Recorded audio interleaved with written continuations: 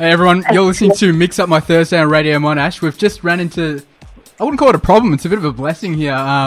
We were in a call with Hugo from Flight Facilities and suddenly we've managed to get... Jess Higgs, the vocalist. Oh my God. Hi. Hi, how are you? I'm good, how are you going? Yeah, not too bad. We've got a bit of a 2-for-1 deal. I mean, we got bailed on by Jimmy, but you know, we've got Jess. Even better. Oh, so am I second choice? Is that what it is? Oh, No, I think it was just luck of the deal. I think I drew the short straw, maybe. Yeah. I think the deal got better. Who knows? Blessing in disguise. Jess has got a nicer voice to listen to anyway, so you've definitely scored on this one. We can agree on that. For those listening, we're on Mix Up My Thursday chatting to Hugo from Flight Facilities and Jess, the vocalist, on foreign language. How are you both? Pretty good. Yeah, I'm good. I'm very well. This is a bit awkward because, I'm asking a question that's directed to both of you, so it'd be fun to see who responds first. It'd be like hot on the buzzer. Yeah. Okay, just say your name if you want to answer the question.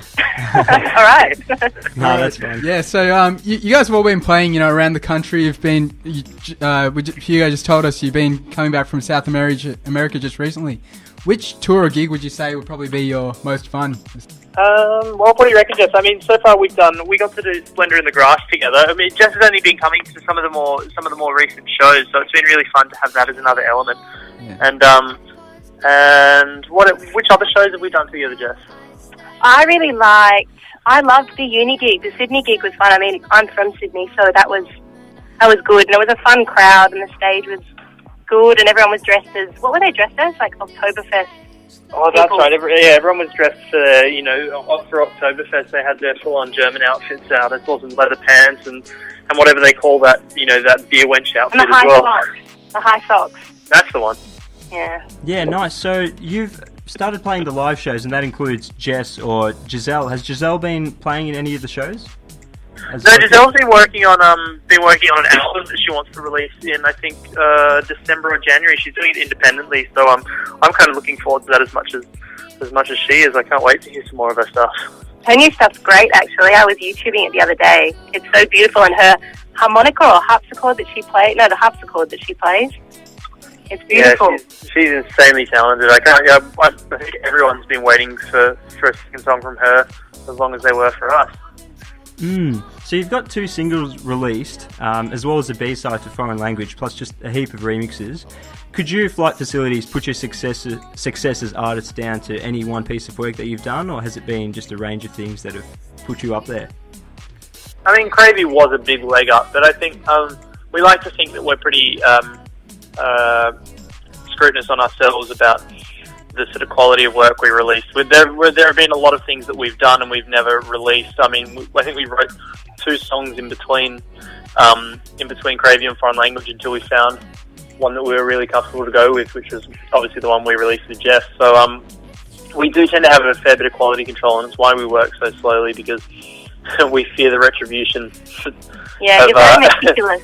Yeah, exactly. Jess knows all about it now after that many months. Come in and do the woohoos again. Okay. Are you working on anything at the moment, Jess? Just as solo? Am I working? Yeah. Yeah, I'm working on a few different kind of numbers. I'm working out which direction I sort of want to steer into. But I think I'm very open. I have a sort of wish list of people that I love to work with, and I think hopefully something will come out of that in the next maybe 3 or 4 months. I hope. Fingers crossed. Sweet, we'll look out for that. Well, we love the videos that you guys, Flight Facilities, and also Jess in Foreign Language, that you've released. Are you planning to do a video for every single? Because they're just awesome. Yeah, well, there's going to be another one coming out for Foreign Language. We've got an official video because that first one was one we cut together from a movie called Roller Boogie. It just seemed to really, really fit the mood for that all song. the timed claps. Exactly. I sat there for a night to make sure all the claps were in time with ours. It was that tedious, but there you go, it worked out. But we've got another one coming, which is official for the clip, and it's made by a French guy that we met called Dimitri, and he's got this. We've only seen a few screenshots, but he's made it like a 1970s film, and it's shot all around Sydney. It's almost James Bond-like. It is. There's something. That's what it reminds me of. there's something a bit James Bond or Charlie's Angels about it. All these photos, it looks really, really cool. We can't wait to see it. Yeah, we and can. so hopefully the other networks will pick that up as well. Yeah, we can't wait for that either. You got us keen now that you mentioned that. Yeah, if it's terrible now, it's going to be. Yeah, no. We'll just make you up for getting one again. Oh, that's fine. One thing we noticed is you produce, well, your sounds are quite similar to someone with a similar name, and that would be Aeroplane. Is that just a coincidence? Yeah, more or less. I mean, I love the name Aeroplane because there's something about it that's really, theming things that makes it a lot more fun. But yeah, the name Flight Facilities, I've had that under my belt ever since I was born, more or less. And it was just a matter of picking it up and using it again. And I think it almost is a little bit of a tip of the cap to Aeroplane because they did inspire. As our start to music and all the sort of stuff we were making. So there's definitely a little bit there, but it's not as though we have to make something to do with our plans to get this name right. Yeah. On that note, the name Flight Facilities, whereabouts did it come from? Because I was just talking to some mates earlier today, and they're like, "Oh, I've got an interview with Flight Facilities," and they're all like, "Oh, wait, you're becoming a pilot now?" And like, it's not a name. So yeah. Whereabouts did you get the name from?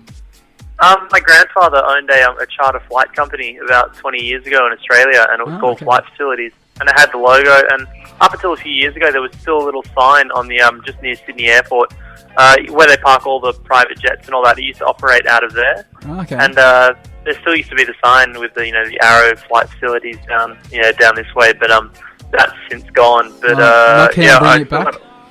Yeah, exactly. That's kind of, it's more or less what I'm reviving the company through a different means, but they used to have the old T-shirts, and I've still got a whole bunch of old matchboxes and toys and things like that. All the old merchandise from the original company. Yeah, we heard that you actually kept the logo, didn't you? You didn't change anything, so it was just original. Yeah, exactly. They used to be printed on all the stuff. Like I've got the very first Flight Facility T-shirt. Yeah, exactly. Yeah. Oh, nice. So you can't complain with the extra memorabilia, can you? No, I finally pulled it all out and took a photo of it on my floor the other day. It was really cool to look at. What's the strangest memorabilia that you've come across? I mean, we've got the pilot ties. We wear them now. But I think it's the coolest and strangest thing was probably the matchboxes. It's when you used to be able to smoke on planes, so they used to come complimentary on the flights, and it's got these little matchboxes with a plane and the Flight Facilities logo on it. Now, being the studious radio presenters that we are, we did a bit of research before this interview, and you mentioned in one of your other interviews that you're working on a hip-hop song. Can you give us any more details on that? I mean, we've sort of given it a little shot. We haven't got too far into it, but we're looking to have one of the rapper from LA. I think his name escapes me at the moment, but I think looking to work with guys like, I think he's called Chris Young, and there's another Australian girl who's residing in Paris. Her name's Mickey Green, and so we'll look to have her as a hook on the chorus as well. It's all pretty premature at the moment. We've been working on a lot of other music with other Sydney people like Elizabeth Rose and Alex from Sparkadia and things like that. So the hip hop thing will probably come a bit further down the line, but we've started and given it a go, and we'll wait to see. I mean, we're excited to see how that will unfold because not too many people tend to dance between genres.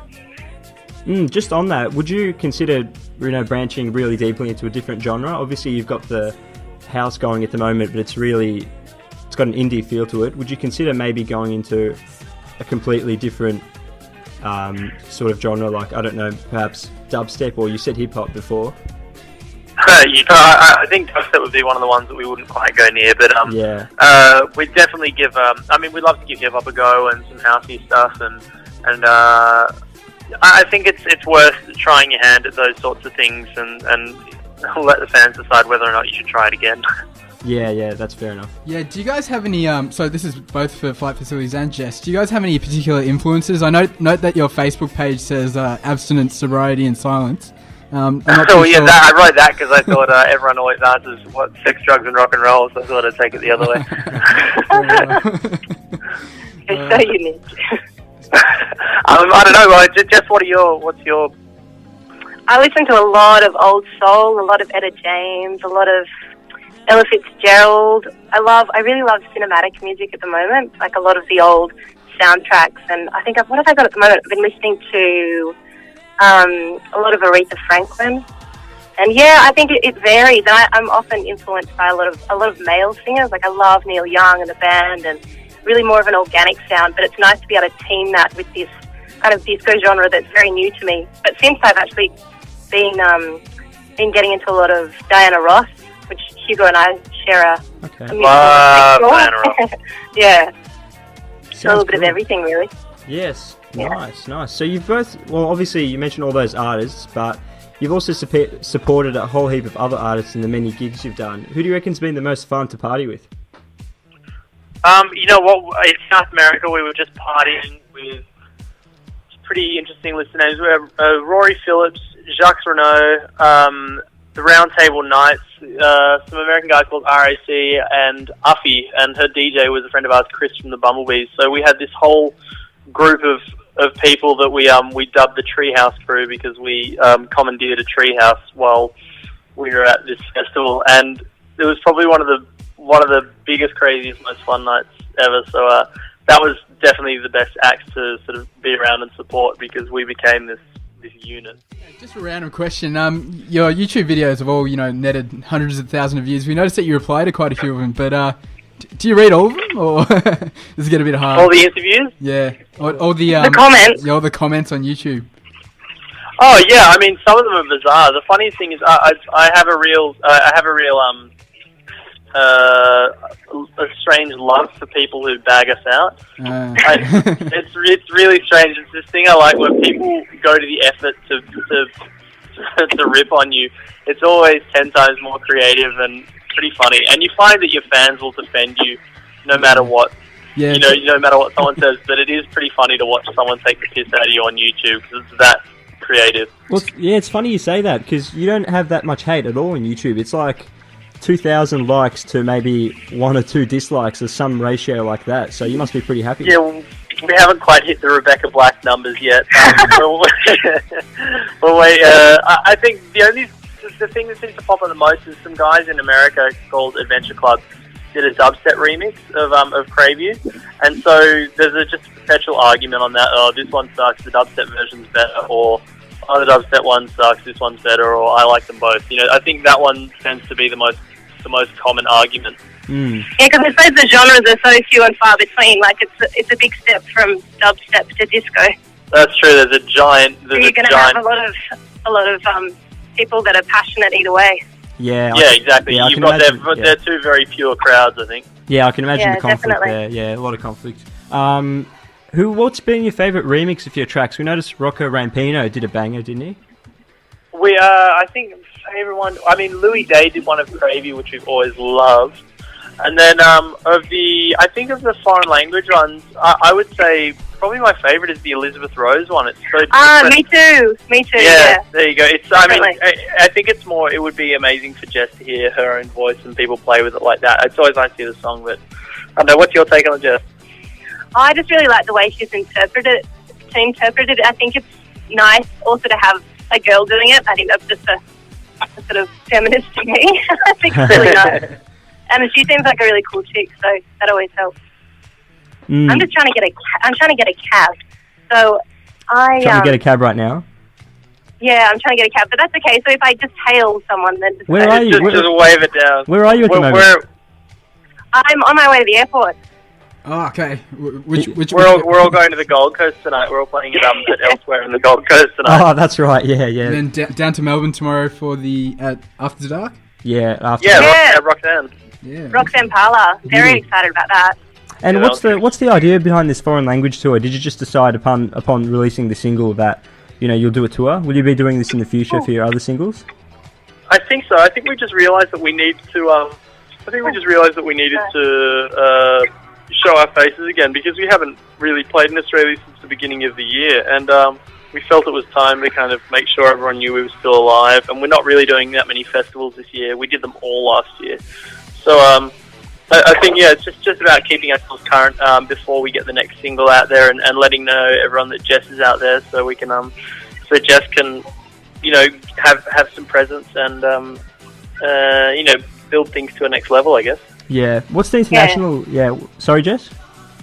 Oh no, I was just saying it's been a lot of fun to jump on the bandwagon and kind of get to experience the crowd, and it's really nice to sort of bring the music to the people. If the guys would jump up and sort of dance and sing themselves, I feel like I'm sort of making that point between the crowd and the DJ booth.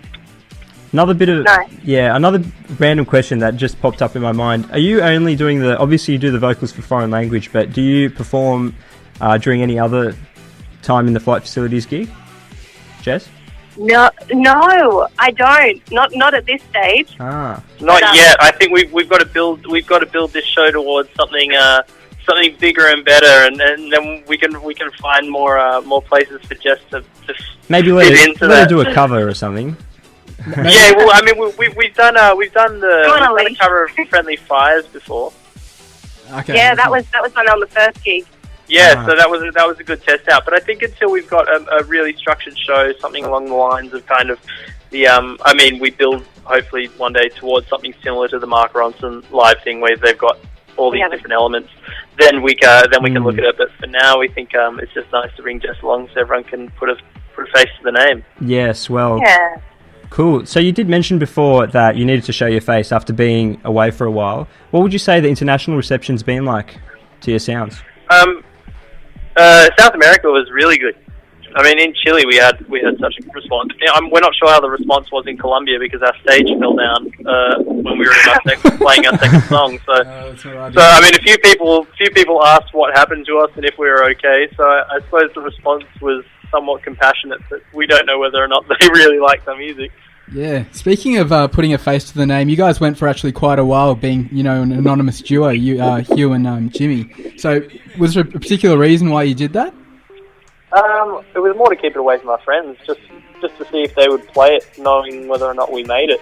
I think we still get the occasional friend come up to us and go, I had no idea. But it's quite hard. I mean, you either have to draw the line and completely cover your faces at gigs, or you have to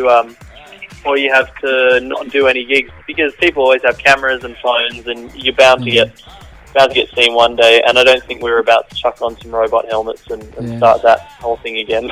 Did that make it a bit more fun? Trying to keep your identity hidden? All the anonymity? Yeah, it definitely was. I think once you're at that one gig, people know what you look like. It's good that it started some rumours at the very beginning, and it made it a bit of fun. So we really did enjoy that. I think there is still a level of anonymity to it because we don't do gigs every week or anything like that. But our friends tend to know, and I think you can generally hunt down a picture or two of us. Yeah, it also avoided giving you that label of, just being another band that's coming out. Exactly, and people like to hate things when they see them as well. Yeah, fair enough. Well, question to both of you, Jess and Hugo. Do you have any advice for upcoming producers or vocalists that want to break out into the industry? I would say take every chance that you get given, because you never know. And also, definitely, you never know when, that you're gonna. You never know if someone's gonna say no or yes. So you've always got to try, because in the worst case scenario, someone will say to you, well, no, I can't do it, or no, I don't want to do it. And it doesn't hurt like being rejected by a girl or anything like that. It's just having somebody tell you, no, I can't do it. And every now and then you get a yes, and it's 10 times a better feeling. Yeah, Hugo and I met at a bar, and I mean, I never used to say anything. I'd just come from a gig, and I never sort of used to tell anyone that I was a singer, because I sort of had a day job. And then I just happened to mention to Hugo, because I'd heard his first track, Crave You, before it was massive. And I said, oh, I'm a vocalist. And he said, send me your stuff. And I just remember thinking, what did you just tell you? And then it sort of led from there. So just do everything that you think you shouldn't or wouldn't do normally, I think. Yeah, just put yourself out there. It never hurts that in this industry. It really doesn't hurt at all to be rejected in any way. I mean, Jess could easily have said no to us. Yeah, oh, please. Thank you.